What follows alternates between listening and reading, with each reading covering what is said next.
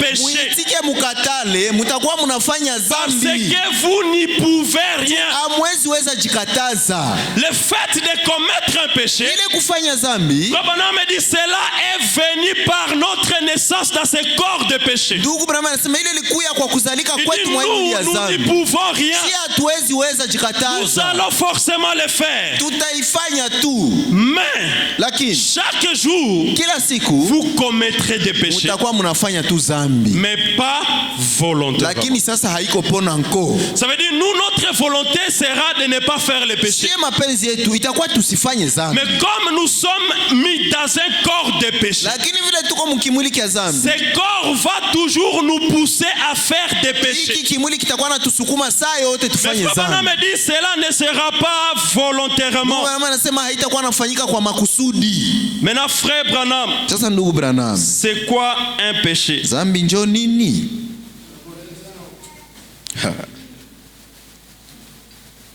Frère Branham, Ndugu Branham, c'est quoi un péché? zambi njo nini?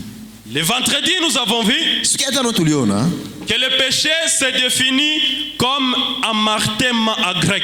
zambi inafasiriwa sagisi amartema mukigriki. Et à grec, amartema veut dire manquer le but. Na mukigriki amartema njo kusema unakosa shabaha. Ça veut dire quand vous vous fixez un but Njo kusema sasa unajitilia shabaha et que vous n'arrivez pas à atteindre le but, na haufikie kwa ile lengo ulijitilie. selon frère Branham, vous êtes un pécheur. Fatana na ndugu Branham, woko tu mtenda zambi. Même si vous dansez en esprit, Hata unarukaka même si mkanisa c'est na vous les roho. frères spirituels de l'église, Hata wenjo wa kiroho sana même mkanisa. si c'est vous qui parlez à langue, Hata kama wenjo unasemaka kwa comme dit, lugha. aussi longtemps vous manquez le but, Wakati yote nyo unakosa shabaha, vous êtes un pécheur. woko tu kimtenda zambi. Et il va plus loin. Anda mbali Il zaidi. dit quand vous construisez une maison Anasema sasa yenye uko najenga nyumba et que vous n'arrivez pas à l'achever, na haufikie kumaliza nyumba ça veut yako. dire vous laissez la maison en chantier. Unaacha chantier On kibandaoli. dit ça, c'est un péché. Ndugu anasema ile ni zambi tu sana.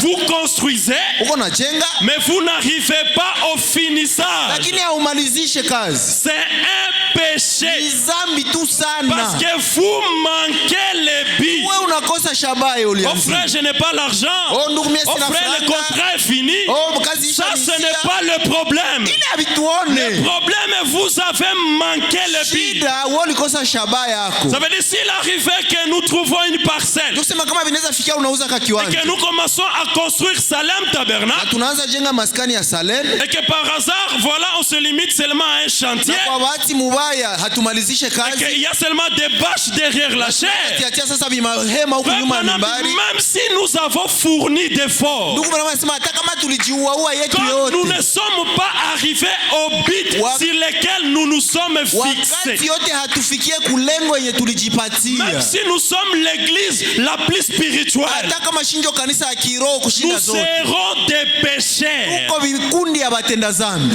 Et péché, Zambi au-delà de amartema, zaidi ya ile ya martema. nous avons vu qu'à grec, cela aussi parababis. Tuliona tena mkigiriki ni parabalbis. Et parababis veut dire franchir une ligne Na ile interdite. parababis ndio kusema unatambuka mustari baishaka Ça veut kataza. dire la parole de Dieu a placé des lignes. Ndio kusema neno wa Mungu ishakatia mistari Quand on pa. dit la parole de Dieu, c'est un livre de principes. Ndugu na wanasema neno ya Mungu ni kitabu ya Un makanuni. chrétien ne marche pas comme tout le monde. Mukristo atembeake saa izuru nani yule. Dans Malachie chapitre 3, Ndani ya Malaki sura 4 tatu. je pense le verset 18. Nawaza fungu ya La 18. Bible dit il doit y avoir la différence entre ceux qui servent Dieu Biblia inasema kuna pasha kwa tofauti kati ya wenye et kumtumikia ceux qui Mungu ne le servent na pas. wale wenye hawamtumiki Ça veut dire il y yake. a des limites, des principes. Kusema kuna vizuizo haupashe Quand tambuka. vous franchissez les limites, Sasa yenye unatambuka ile mipaka. les limites interdites, Mpaka baishaka kataza. vous êtes un pécheur. Uko mwetenda zambi. Comme dans les messages, Frère Branham nous dit, Ndugu na anatuambia un frère ne peut pas porter une culotte. Mkristo mwanaume haizi vala makabutula. Que ça soit, je ne sais pas, une culotte épée longue. Hata lukwelu kikabutula la kufika kumigulu. Oh, que ça soit la varèche, je ne sais pas, du pays où je vais être un bon citoyen. Frère Branham dit un chrétien garçon ne peut pas porter ça. Mwanaume Mkristo haizi vala makabutula. Parce que dit ça, c'est le sous-vêtement des femmes. Nous anasema ile ni nguo ya ndani ya banamuke. Moi je vais seulement porter dans la chambre et dormir. Oh, mie mchumba tu nyona ivalia. Ça veut dire dans la chambre tu n'es pas chrétien. Baki Mkristo kwake mchumba wako kwa les limites interdites. Mipaka yenye baisha kataza. Quand vous les franchissez, si vous parlez à langue, même si vous prêchez la parole, même si vous priez pour les malades et elles sont guéries, vous êtes des pécheurs. Est-ce que quelqu'un est avec moi? Maintenant, ça. C'est quoi, Frère Branham, un péché? Nous allons expliquer ça avec Matthieu chapitre 5. Si vous êtes avec moi, les versets 23 et les versets 24. Si donc, tu présentes ton offrande à l'autel, et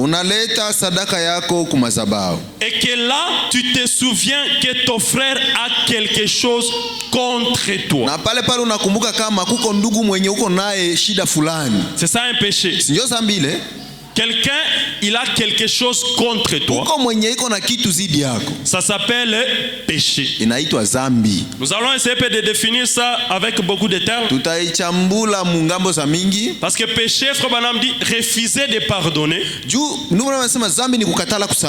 Non, refuser de pardonner, ça s'appelle rancune. Quand il dit tel frère m'a fait du mal, je ne lui pardonnerai pas.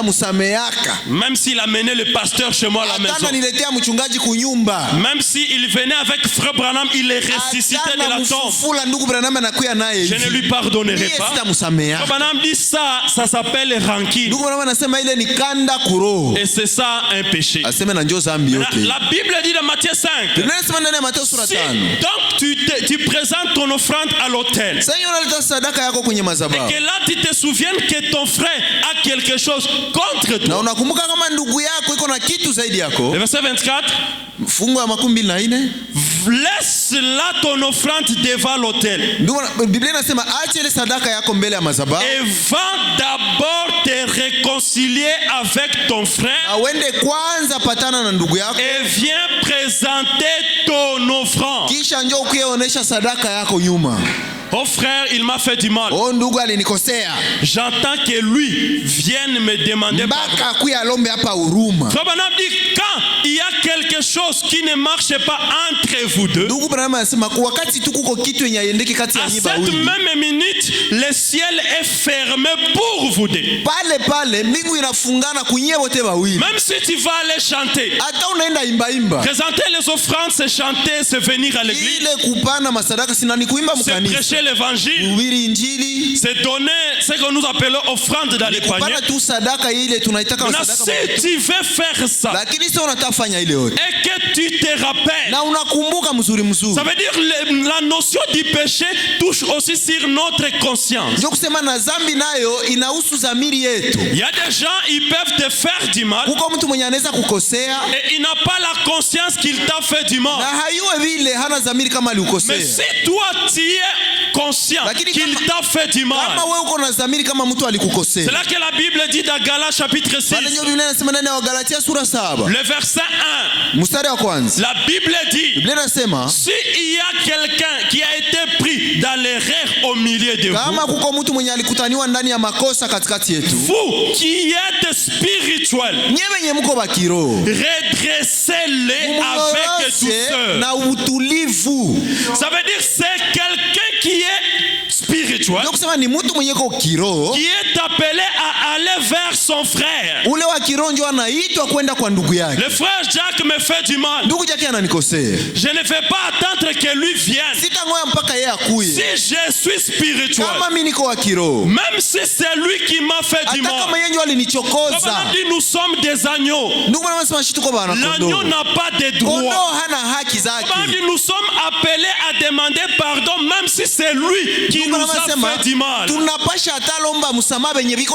que nous n'avons pas notre droit.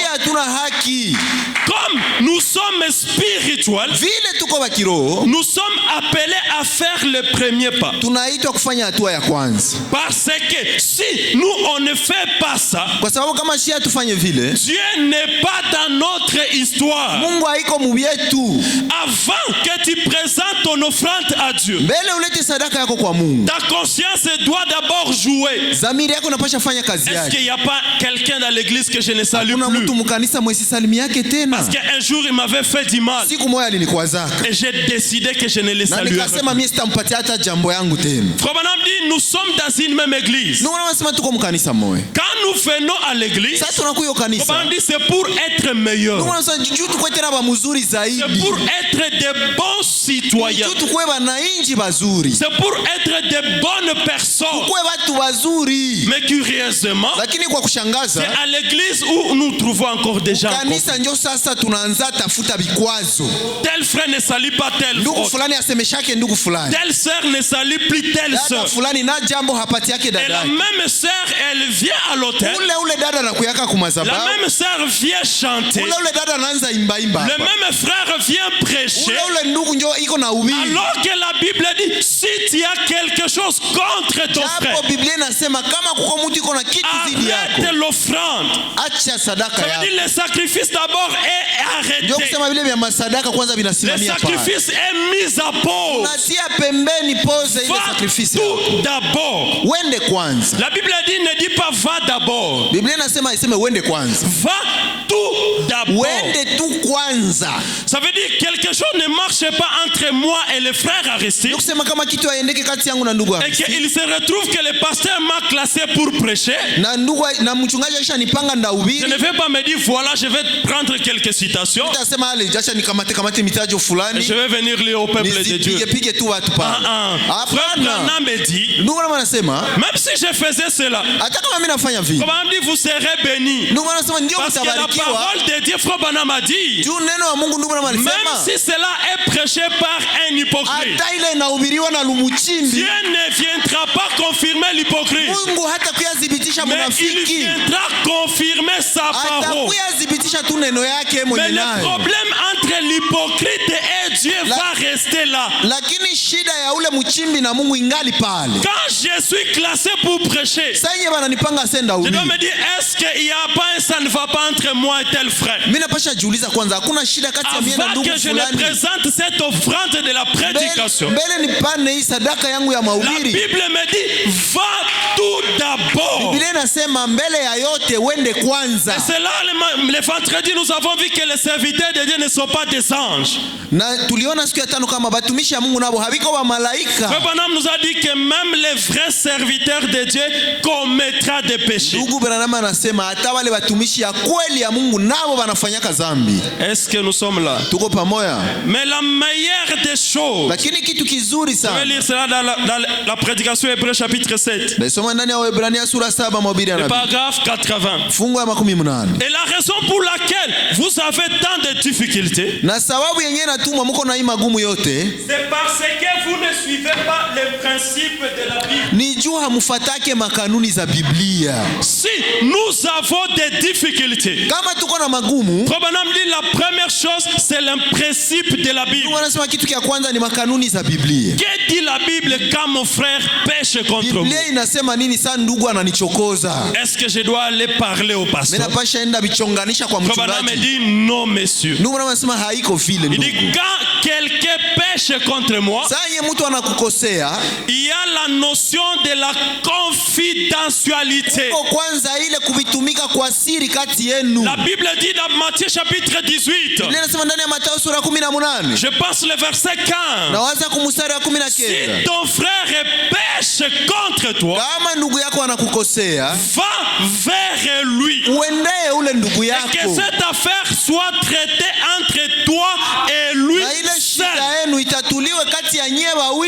Il n'est pas dit quand le frère pêche, je dois courir vers le pasteur et lui dire voilà tel frère m'a fait ceci. Branham dit quand vous faites cela, c'est la raison pour laquelle il y a tant de difficultés. Pasteur, tel frère n'est pas né de nouveau. Tu sais ce qu'il m'a fait. Quand tu fais cela, tu brises le principe de la Bible. Quand quelqu'un pêche contre toi, Branham me dit va vers lui et que cette affaire soit traitée entre vous deux. Est-ce que nous sommes ensemble? La raison pour laquelle vous avez tant de difficultés, c'est parce que vous ne suivez pas les principes de la Bible. Écoutez, si quelqu'un dans l'église cause des troubles ou quelque chose n'aille pas bien, je suis dans Hébreux chapitre 7, première partie. Prêché le 15 septembre 57. Le paragraphe 80. Comme dit, si quelqu'un dans l'église cause des troubles ou quelque chose aille mal, votre devoir n'est pas d'aller parler de cet homme ou de cette femme. Un frère, il cause des troubles ici au Salem Tabernacle. Mon devoir, moi, chrétien, ce n'est pas d'aller parler de cette femme ou de cet homme. C'est quoi mon devoir? Branham me dit, votre devoir, c'est d'aller vers cet homme ou cette femme et de lui dire son erreur. Il peut arriver qu'un frère crée des troubles et qu'il n'est pas conscient qu'il a fait des troubles. La meilleure façon, c'est d'aller vers le frère et de lui dire son erreur.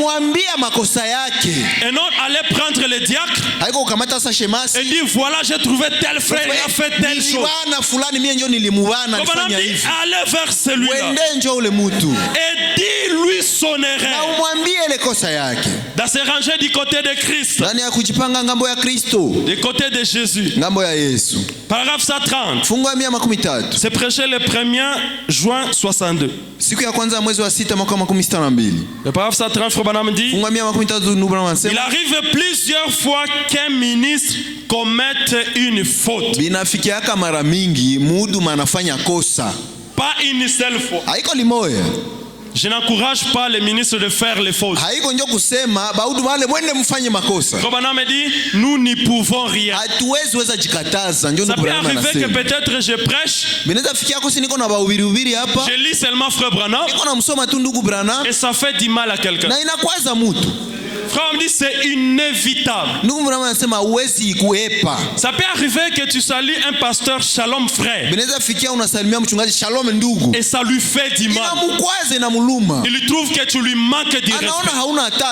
Alors que Frère Branham me dit, si vous m'aimez, appelez-moi frère. Et le même pasteur qui va se fâcher, le même pasteur qui va te traiter d'impoli, il a toujours toujours l'audace de dire frère Branham dit. Yanasema kila mara ndugu Branham anasema. Il appelle Branham frère. Anaitaka ndugu Branham ndugu. Mais il ne veut pas que tu lui appelles frère. Apendi umuite ndugu. Frère Branham dit si lui a fait du mal. Ndugu Branham anasema kama ulifanya vibaya. Sa nature à lui, il ne veut pas que tu lui appelles frère. Yeye kugisi anakuaka hapendake umuite ndugu. Frère Branham dit ça peut arriver que tu lui appelles frère. S'il n'a pas fait du mal. Binaweza fikia ulimuita ndugu na binamkwaza. Toi tu ne savais pas que lui appeler frère lui allait lui causer de la peine. Wewe watu ulikuwa ujue kama kumuita ndugu ni kumtukana. Tu ne seras pas conscient que tu as fait une erreur. Wewe utakuwa tena dhamiri ya kusema ile ni makosa. Alors la raison, la question va d'abord aller vers le pasteur. Sasa ile itaendea kwanza yeye mchungaji. C'est lui qui doit venir vers toi. Yeye ndio anapasha sasa kukuia. Et te dire que tu m'as fait du mal. Anakuambia bwana mimi ulinikwaza. Et vous arrangez la chose. Unaitengeneza. Ça veut dire la chose de demander pardon. Ndio kusema ile kitu inahusu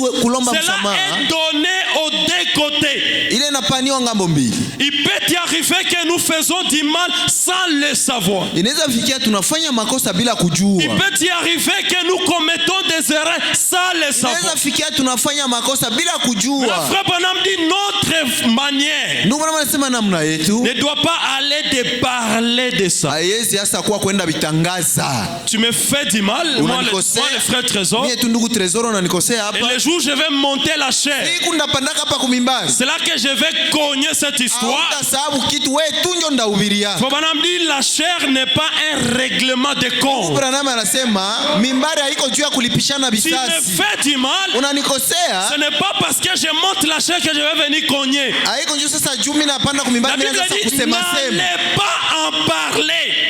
Ndugu Branham Biblia inasema usiende bisema sema. Va vers le frère. Lakini uende ule ndugu. Et dis-lui son erreur. Na umwambie ile kosa yake. Ne viens pas prêcher son erreur. Usianze kuyahubiri kosa yake hapa. hapa. Mais allez dire son erreur. Lakini wewe njoo umwambie yeye mwenye nayo. Quand une brebis me trouve que moi j'ai prêché son erreur. Na kama binafikia mimi nahubiri makosa yake. Dans des pays où la loi est autorisée et respectée. Kwenye kumainchi zenye bangali na heshimia sheria. Cette personne peut me traduire à justice. Ule mtu anaweza nifungisha. Et je peux comparaître devant la justice. Na mimi nafungiwa kule kusheria. Parce que j'ai brisé le principe de la Bible. Juu nilivunja kanuni ya Biblia. La meilleure façon. Namna ya mzuri. Je dois aller vers lui. Mimi napasha muendea yeye peke. Il arrive des fois. Benafikiaka. Plusieurs fois. Mara mingi. Qu'un ministre commette une faute. Mhuduma afanye kosa. Maintenant, si dans le voisinage vient un précieux frère. Lakini kama kati ya watu kunatokea ndugu. Qui essaie de faire ce qui est juste et de conduire le peuple droitement. Anajaribu kufanya iko haki na kuongoza taifa kwa usawa. Le diable. Shetani peut amener à l'incrédule ou au soi-disant chrétien dans ce voisinage. Anaweza leta kati ya wale watu ule asiyeamini wala muamini wa bongo. Tout ce qu'il paie sur le compte de cet homme pour se débarrasser de cet homme. Anaweza muletea vibaya vyote vya ule mtu kusudi bachukie ule mtu. Il peut y arriver que un ministre commette plusieurs fois des fautes. Binaweza fikia mara mingi sana mhuduma anafanya kosa. La Sabanam dit c'est là que le diable entre dans le travail. Sasa pale ndio shetani anaprofite kuingia ndani ya dans l'église. Anatosha mtu mkanisa. Comme dans l'église il y a trois sortes de croyants. Ndani ya kanisa kwa waamini tatu. Il va prendre l'incrédule. Atakamata ule asiamini. Et le soi-disant croyant. Na ule muamini wa bongo. Pour que ces deux gens kusudi wale watu mbili puissent parler pour le compte du prédicateur. Batangaze makosa yote ya ule muhubiri. En fait de débarrasser les gens contre lui. Kusudi wajitoshe yako ule mtumishi wa Mungu. Il le fera. Ndugu anasema atafanya vile pour briser l'influence de cet homme de Dieu. Kusudi aharibishe heshima na ushawishi wa ule mtumishi wa Mungu. La véritable manière chrétienne d'agir. Lakini namna ya kweli ya mzuri ya Mkristo kutenda. C'est de cacher tout ce que vous pouvez sur ce qu'a fait un frère. Ni kuficha yote ya mubaya yenye ndugu alifanya. Ce n'est pas à dire que l'homme de Dieu n'a pas fait de fautes. Haiko kusema mtumishi wa Mungu hakufanya makosa. Mais nous allons appliquer la véritable manière chrétienne. Lakini sisi tutatumikisha ile namna ya kweli ya Mkristo. L'incrédule, musiamini, le soi-disant chrétien, muamini wa bongo, lui va en parler. Yatenda tangaza. Il va parler, vous savez quoi? Munayua tel frère, ndugu fulani, ou ma citation, le frère il a fait ceci. Kwanza alifanya hivi. On a dit ça, c'est la preuve qu'il est incrédule ou soi-disant croyant. Ile kwanza ni maonesheo ya kwanza kama haiko muamini wala ni muamini wa bongo. Nous devons tout d'abord passer notre vie dans la rétrospection.